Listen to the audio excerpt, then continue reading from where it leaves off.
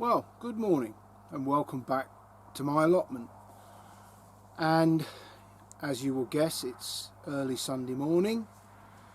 It's actually 8 o'clock. Sunrise isn't for another 10 or 15 minutes yet, I don't think. But I've been up here about 40 minutes, I guess, and it was cold, -3. And for those of you living in other parts of the world, -3 is quite mild, but for us here in England, I am in England, that's cold. And more importantly, the plot's frozen, so any work I thought I might be doing today may not go ahead. However, I have got a very large, very sturdy pallet there to break up to keep the firewood up, and of course that has absolutely nothing to do with growing fruits and vegetables, but it has all to do with keeping me comfortable. So yeah, what I did envisage doing today was digging out the Brussels sprout plants. They're not looking their best now, and I was speaking to Cheryl yesterday. We went for a walk and she said, well, why not bring some of the stalks home? I mean, I know you can buy them like that in farm shops, etc. So that sounds like a good idea to me. I'll pick out 2 or 3 of the best, dig them out, roots and all, and take them home. And the last of them on the plants we'll use over the next month. But the reason I want to dig the Brussels sprout plants out is because that is the very last bed that I have to build up. We haven't had any significant rain now for well over a week. Which in January is unusual. It's been replaced by this bitterly cold weather, which is very nice. It's not actually good for my work, because when things are frozen, I can't work in people's gardens. So although the warmer, milder, wetter weather is uncomfortable, it is better for work. But I think it's due to change this week, so we shall see. I've got the fire on. I've got a new kitchen garden magazine. I'm going to sit in my shed with a cup of tea, and I'll wait and see. And if it thaws out, and of course I haven't stuck a fork in the ground yet, although it all looks frozen. I mean, the water butts are frozen, but that doesn't mean the ground is, so I'll have a look anyway. But anyway, whatever I do or don't do, welcome along. I have some interesting little stories to tell you from my past, and nothing to do with me. Actually, while I'm stood here talking to you, there's a robin. Whenever I go down the plot and do a little bit of work, when I come back, more often than not, a robin flies out of my shed. Now, all the food, I mean, I haven't got a lot of food in there. I've got a packet of biscuits, and then I've got some of these Uncle Ben boil in the bag rice sachets, which of course the birds can't get into. I guess maybe if I have a biscuit with my cup of tea, I drop a few crumbs, and that's what he's getting. But always, he's been flitting in and out while I'm talking, and it's lovely to see, and he's welcome to them. And maybe he just goes in for a warm-up like me. So welcome along. The sky looks stunning behind me, so let's see what the day holds. Well, I think we'll start with my ladder. And it was actually my own mother who called when she saw my ladder being constructed, and I use the term constructed loosely on my last video. She said, it's rather Heath Robinson, which has hurt me, mother, but she's probably right. And of course, if you haven't seen, I now use that ladder just to step up and take out the chimney to clean it, which is puffing away beautifully. So once she'd called my beautiful ladder Heath Robinson, she finished off, of course, with, where does that come from? Well, actually, Heath Robinson was an illustrator and a cartoonist, and he was plying his trade at the time of the First World War and then on into the Second World War. And he's forever famous, and his name has gone into English language because of his comic drawings. A typical Heath Robinson creation was some sort of machine for carrying out a whimsical purpose, such as to train cat burglars or stretch spaghetti, or to put square pegs in round holes. Yeah, that's the origin. So he would make cartoons of ridiculous things, and of course that eventually passed into English language as anything that looked a bit odd or not fit for purpose, or for doing a strange job, as looking a bit Heath Robinson. And the American equivalent is Rube Goldberg. Never heard that, but then I'm not in America. I hope that resonates with any Americans watching. Hopefully they'll go, "Ah, yes, I've heard of Rube Goldberg." Or maybe they won't. But this next one I find absolutely fascinating, because I had this game as a child. I loved it. I haven't seen it for years. Not mine, but the game, because children don't play games anymore as such, do they? They play on computers. But as a small child, I can remember loving this game. And I start the story with the Latin name for the common buzzard. The Latin name for the common buzzard is Buteo buteo, which is a bit strange, but that is it. Anyway, there is a subspecies of buzzard called the hobby. And a few decades ago, a man invented a children's game, and he wanted to call it the Hobby. And when he went to patent this said game, the patent people refused to allow him to use the name the Hobby. So instead, he called it by the Latin name of the hobby, which is Subbuteo. Hence the name Subbuteo. And of course, those of my generation certainly will remember the little game of football on a green baize that you flick the little men and try to score goals. But I think that's amazing. A little football game getting the name from the Latin name for the hobby bird of prey. I'm sure you find that interesting. And I did check that the game of Subbuteo has made it across the pond to America. Not sure how many people will play it there. Anyway, mildly interesting. Well, in my continuing quest to entertain and to interest, I've got a couple more little tales from my time in the military, and I'm always trying to think of the stuff that, you know, obviously 30 years in the British Army, you know, you come across a few things and you see things and you're involved in things that range from the absolutely hilarious to the downright tragic and sad and nasty. And so I hope you don't mind if I concentrate on the former, because there's plenty of the latter, and I'd rather not, think about that, and you don't want to know about that, so we'll leave it to one side. But as I'm talking, I'm laughing because I think of this one with fond memories. And when I was very young, I left the commandos in Plymouth, and I decided to try Germany. And Cheryl was the perfect army soldier's wife, because she saw every new posting as an exciting new adventure.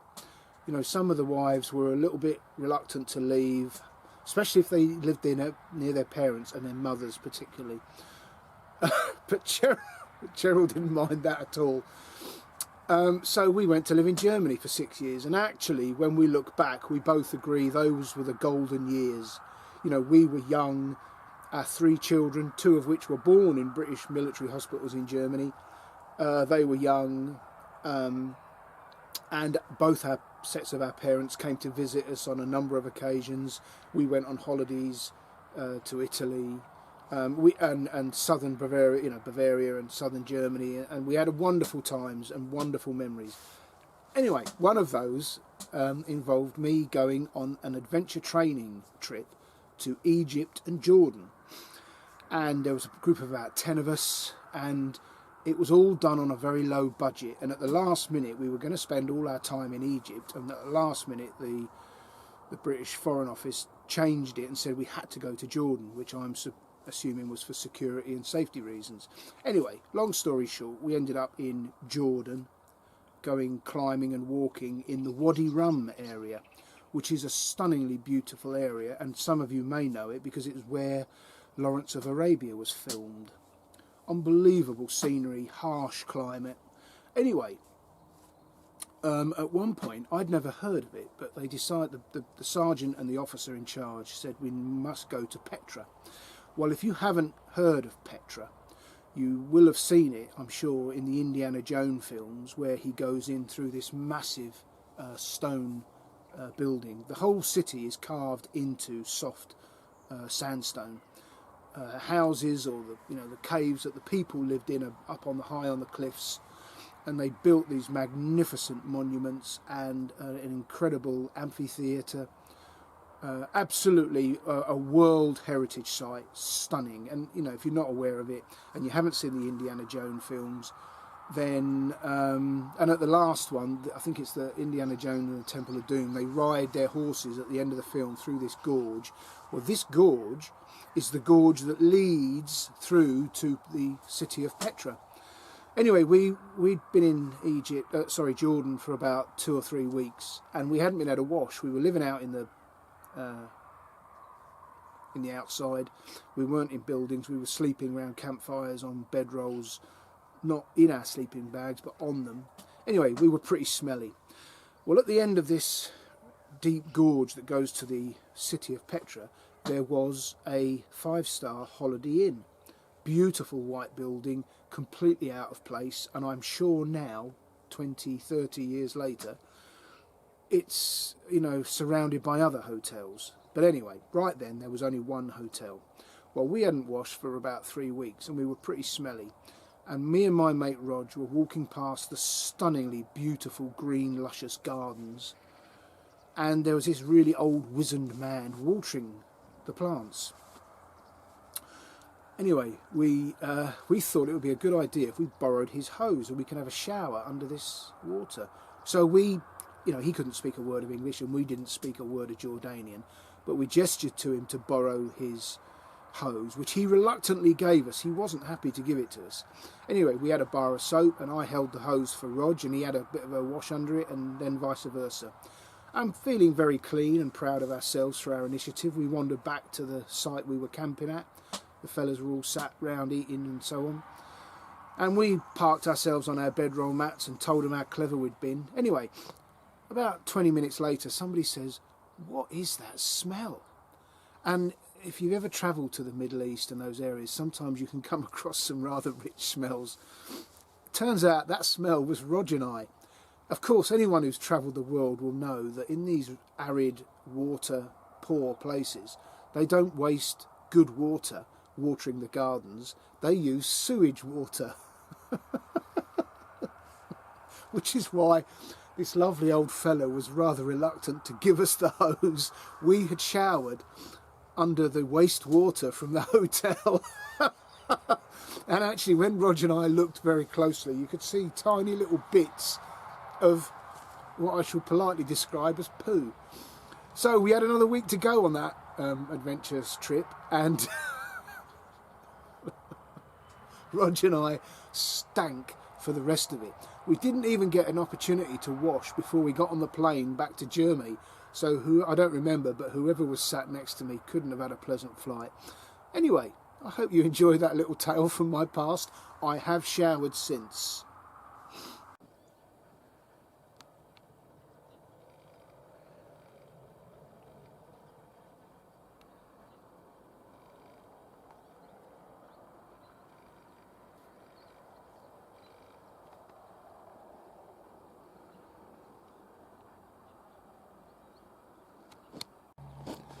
Well, I brought you down the end of my plot for 2 reasons.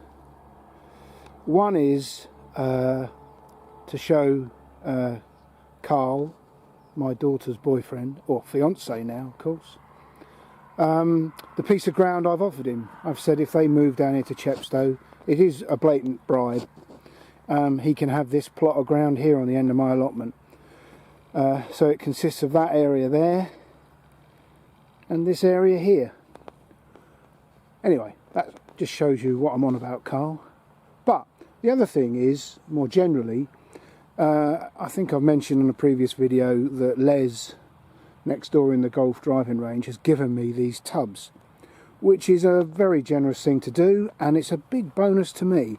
I've now filled them with a 50-50 mix of soil and sand, and although they're frozen right now, they are going to add massively to the tubs that I grow my parsnips and carrots in. I grow my parsnips, carrots and potatoes exclusively in tubs because I can manage the soil content. The ground here is very heavy and doesn't carrots don't do well in it, and neither the parsnips. So those 5 tubs there will now have, I'm not sure yet, but carrots and or parsnips. And these 2 tubs, which last year had courgette plants in, of course for courgettes the soil was very rich, so I've weakened the soil with lots more sand. I mean, you can see the horticultural sand is a sort of a greyish colour in there. Some lunatic going past in a Land Rover. Yeah, so these 2 tubs have been topped up and the soil depleted to enable carrots and or parsnips to grow in them. So that's a huge bonus, because last year, 2020, was the first really successful year I had with parsnips and carrots. And I've done the same with those 2 tubs over there. They've been topped up and horticultural sand added to give the root crops a better, looser root run to create straighter vegetables. That's the theory. Sounds good. So that's what I've done this week. Oh, and this is the one minor problem I found with chippings. The blackbirds dig amongst the chippings. I'm assuming they're finding grubs and worms, etc., because of course the chippings are just decomposing. I can't say I begrudge it in this weather.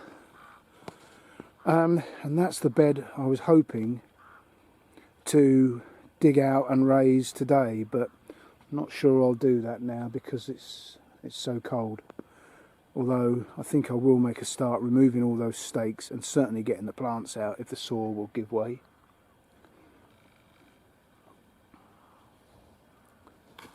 It's a day for sitting in the shed, reading my magazine and drinking lots of cups of tea and coffee.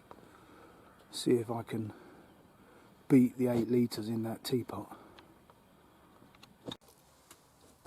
Oh, cheers. You know, I probably should learn to relax a bit more, but I've got a huge smoke trail coming out of my shed, or out of the chimney. It can be seen for miles around. It's weighing, it's heavy on the ground out there, creating a sort of a fog. So, you know, I'm sure the police have got better things to do at the current situation, although, you know, sometimes when you look on YouTube you wonder if they have. I think if the restrictions get tighter, which it looks like they might, I think we might go the way of curfews and, you know, who knows. But I might have to stop having a fire because I am rather advertising my presence here. Anyway, we are currently allowed to come to our allotments as far as I'm aware. And I have to be honest, and, you know, some people may judge me, I don't really care, but even if the rules changed, personally, I would still come to my allotment. Anyway, I have another little tale to tell you, and it involves me when I was a corporal being bussed to the rank of sapper, which is a very serious thing. It was in 1991, I think. It was the first Gulf War, and I was in charge of a section of sappers, which is about 7 or 8 fellas. And we were involved in the movement of all the vehicles, from motorbikes to Challenger 2 tanks, from the desert into the port out of Al Jabal, where they were put on ships and sent back to Southampton or Bremerhaven for the guys in Germany.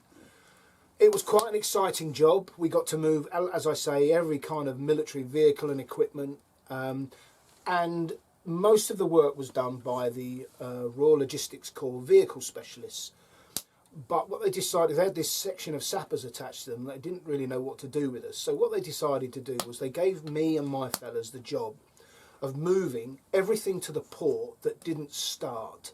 So if the engine started, the vehicle specialist got in it and moved it. Anything that wouldn't start or couldn't be moved, they left it on the ground, and we came along and we found a way to get it to the port, which involved using slave leads to bump start. We bumped vehicles with rigid tow bars to jump start them. We put them on trailers. We towed them behind other vehicles. We did anything and everything we could, using initiative and a little bit of Sapper know-how, to get this stuff to the port.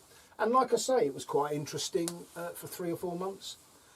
Anyway, when the job was done, Tom King, the then Secretary of State for Defence, visited with a committee of MPs to look at the state of our vehicles and equipment after the war.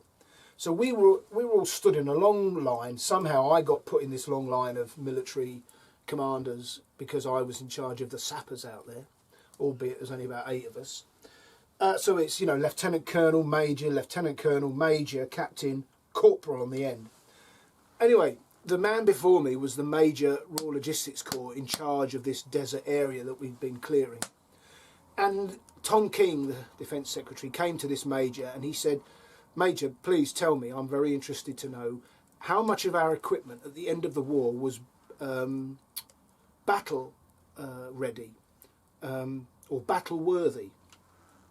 Battle worthy means you couldn't drive the vehicle on the road because the lights were smashed, the windscreen was broken, but you could use it for war. So it was fine for war, but you couldn't drive it on the roads home in Britain. And he said, "I'm pleased to report, sir, that we were at the end of the war, at the cessation of hostilities, we were 95% battle worthy." And Tom King was pleased to hear that, because that is what you want to hear, that almost all of our kit was good for what it was meant for. Anyway, he had a few more chats, and then he came to me, stood next to him, and he said, and I was introduced, and he was told that I moved all the stuff that wasn't battle worthy. And he said, "Oh, you must have had a very quiet couple of months, Corporal." And I said, "Well, I don't have this gap between my mouth and my brain. You may have worked that out." And I said, "Well, I don't know what Major, whatever his name was, is on about, but I can tell you that I moved about 30 to 40% of the fleet that would not start and was not battle worthy." And Tom King said, being the diplomat that he was, "Interesting to hear another perspective. Thank you very much." And on he walked. Wow, I could hear the steam coming out of this Major's ears, because I've just basically told this Tom King that this man next to me is a liar. Anyway, this Major says, "Corporal Jordan in my office now." Well, his office was a little porter cabin off to one side. Well, I think he nearly took the roof off. I had my heels together, my arms by my side, and I was braced up. And I won't use the expletives he used, but essentially he said, "You've just embarrassed me in front of the Secretary of State for Defence by accusing me of lying with the statistics," which he had. "Take your rank slide off now." And by then they weren't sewn on your arm, they were held on the sleeve on your chest. So it was easy to you didn't have to rip them off. I could just take them. He says, "Take your corporal stripes off. You are now Sapper. Get out of my sight." It was one of them moments when you don't discuss things. So I went in his office as a corporal and I left as a Sapper. Anyway, by the time I got back to my accommodation, which was a Royal Engineer camp, where my bosses were, my boss came to see me, who was a staff sergeant, and he said, "Word has made it back here that you've had a bit of a set too. I can tell you now, you can put your rank back on. He doesn't have the authority to bust you to Sapper. Just think in future before you speak," which was brilliant advice, and that was advice I've refused to take. And I stand by what I did. How can the members of Parliament ever get anything improved if men on the front line don't tell them the truth? And it's the classic Tom Cruise phrase, isn't it? If he didn't want the truth, he shouldn't have asked me. Anyway, it was an interesting moment. I think what didn't help was a couple of months previously, me and my blokes moved about 8 bulldozers or JCBs to the port. And I said to the fellas, wouldn't it be a good idea, if you've ever been to one of them summer fairs where you see the bulldozers or the JCBs doing figure of eights and they lift their arms and they do a sort of a choreographed dance with JCBs. Well, I said, let's do that. So when we got to the port, he was in charge of the port. Well, he clearly didn't have the same sense of humour as me and my fellas. And of course I was in charge, so I got the brunt of that ticking off as well. So he already didn't like me. I know that's hard to believe, isn't it?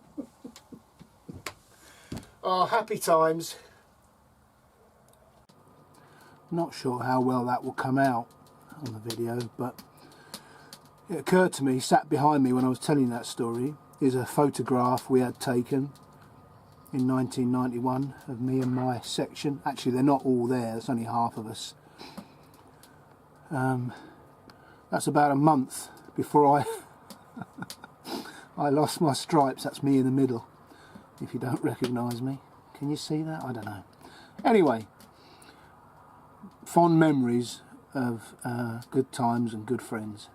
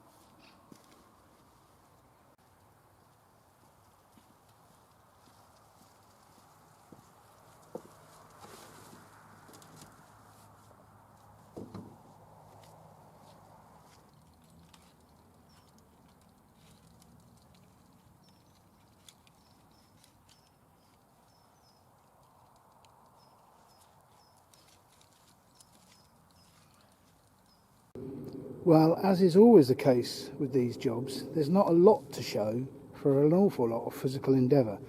However, I know that that's a lot better off. It's got quite a considerable amount of manure, really good rotted down manure underneath now. That's the third year that these beds have had manure put in them, so I should be reaping the rewards in the summer. So yeah, not a lot to show, but the bed is now a good 5-6 inches higher than it was. The Brussels sprouts that have gone over have been chopped up and put in the compost heaps, and 3 stalks are going home, and they'll last us another couple of weeks or so. So a good job done. I've got a bit of a sweat on, down to my t-shirt. I'm going to have one more cup of coffee, clean up my tools, and I think I'll head home and sort the veg ready for Sunday dinner. Actually, while I'm here, that reminds me, this is the bed that I'm going to grow the Alderman Peas in. Alderman Peas grow 6 foot high, and that's why I've got these 2 pieces of Harris fencing. And I'm going to get those bits of fencing out of that bed and dig 2 wide, deep trenches and start backfilling them with whatever I've got in my compost bins, ready for the peas in the spring. So that'll be another job later on in the week. Well, I'm sure you can tell by the weather it's a different day, and I'm now doing the pea trenches for the Alderman pea. So I've only dug down a spit, dug out a very square rectangular, that doesn't make sense, does it? A very square trench, and now I'm going to backfill it with very minimally decomposed compost, and it'll continue to decompose through the summer and do the bed a real world of good. And that's where I shall plant the Alderman peas, which will retain moisture and feed the plants, hopefully. We shall see.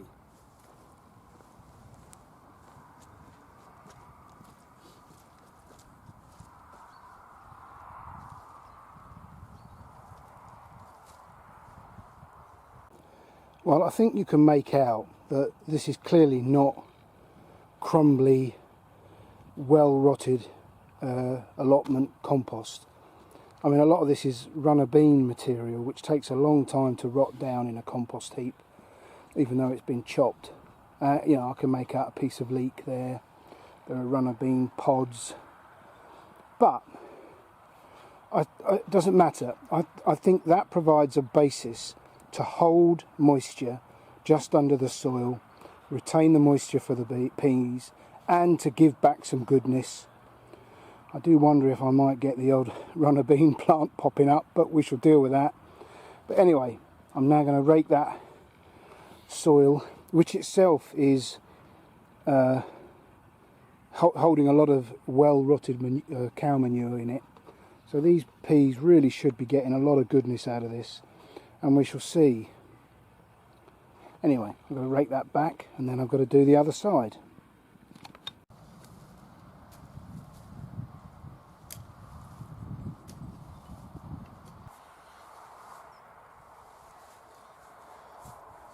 Well, as far as the video is concerned, I think I'll call that a day. I've got another half hour's work to do, just raking back over the second ditch that I've dug for my peas, and then I might do a little bit more hoeing on the beds. I have found, I think I've said it before, that if you just turn the topsoil, don't dig, but just turn the soil loosely with a garden fork, it stops the top of the soil being compacted, and it allows the rainwater to pass through rather than over the top. And I think that's time well spent, keeping the water moving. Anyway, that's it for another week. Thank you very much for watching. I hope you enjoyed my little tales from my past, and all being well, I shall be back soon. I won't say when, because I just don't know, and who knows what's going to happen, but as soon as I've got something to film and something to tell you and something to show, I shall be back. So until then, look after yourselves, try and stay positive, and I shall see you soon. Bye for now.